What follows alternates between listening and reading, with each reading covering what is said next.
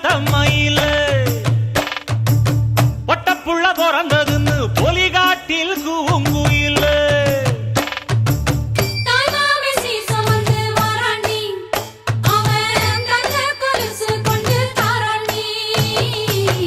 இரு சுமந்த